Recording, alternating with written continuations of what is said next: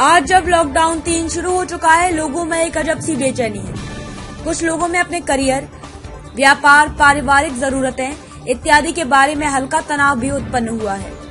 इन सब तनाव को दूर करना आज सबसे महत्वपूर्ण है, क्योंकि अभी आगे लड़ाई और लड़नी है। इस तनाव को कम करने के लिए CSGM विश्वविद्यालय के चीफ काउंसलर डॉक्टर सुधांशु राय ने काउंसलिंग सेल में विभिन्न प्रकार के प्रश्नों के आने पर जवाब इस प्रकार दिए, जिससे इस परिस्थिति को सकारात्मक दृष्टिकोण से देख सकें और ऊर्जावान बने रहकर अपनी और अपने परिवार को खुश रख सकें। उन्होंने कहा कि इस परिस्थिति में जब लॉकडाउन 3 शुरू हुआ है, तब काउंसलर्स का कार्य अत्यंत महत्वपूर्ण हो जाता है। आज हमारे पास कोविड-19 की कोई दवा तो नहीं है। उस वक्त आपका आत्मविश्वास और सकारात्मकता ही आपको इस प्रकोप से बचाने में कारगर सिद्ध होता है। उन्होंने कहा, इस समय शहर में अलग अलग क्षेत्रों के लोग, जैसे महाविद्यालय में, मेडिकल कॉलेज में, स्वयं सेवी संगठन NSS द्वारा काउंसलिंग का कार्य बखूबी किया जा रहा है, जिसका प्रभाव समाज पर दिख रहा है। उन्होंने विभिन्न वर्गों की काउंसलिंग करते हुए कुछ मुख्य बातें कही कि सर्वप्रथम तो आपको सावधान रहना है और आरोग्य सेतु को अपने मोबाइल में इंस्टॉल करना है।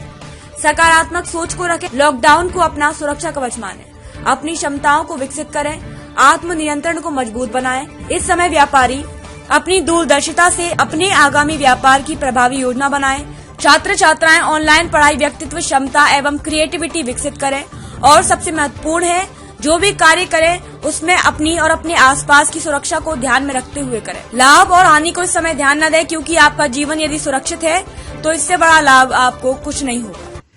नमस्कार, मैं डॉक्टर सुधांशु राय, चीफ काउंसलर छत्रपति शाहू जी महाराज विश्वविद्यालय कानपुर। जैसा कि आप सभी लोग को मालूम है कि लॉकडाउन 3 की शुरुआत हो चुकी है। इस लॉकडाउन के नाम से ही बहुत से लोगों के अंदर बेचैनी सी पैदा हुई है, एक तनाव हुआ है। वो तनाव किसी को अपने करियर से संबंधित है, तो कोई व्यापार, तो कोई अपनी पारिवारिक जरूरतों को कैसे पूरा करे, इसका भी तनाव है। इन तनाव को हमें दूर करना है।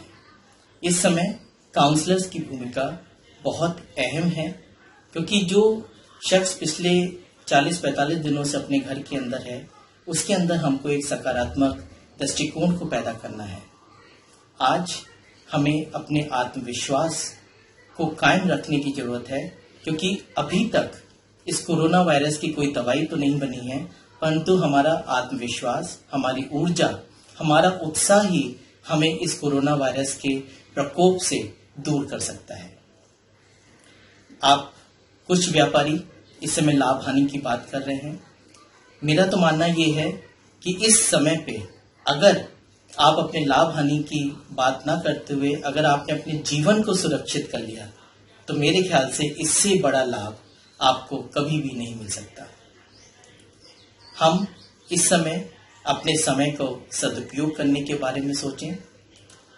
हम और बहुत सी जो गुण हैं उसको अपने अंदर विकसित करें, अपने व्यक्तित्व क्षमता को हम लोग बढ़ाएं, आत्मचिंतन करें, अपने बारे में सोचें, क्योंकि यह एक उपयुक्त समय है जब आप अपने बारे में बहुत आराम से एक सच्चे रूप से सोच सकते हैं।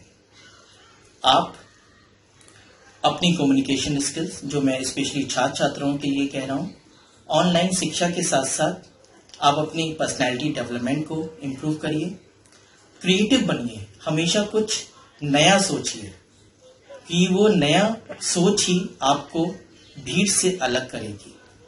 आप अपने प्रेरक संदेश बनाइए, आप इसी बहाने समाज को भी आप कुछ न कुछ प्रेरक संदेश दे सकते हैं। सबसे महत्वपूर्ण, आरोग्य सेतु।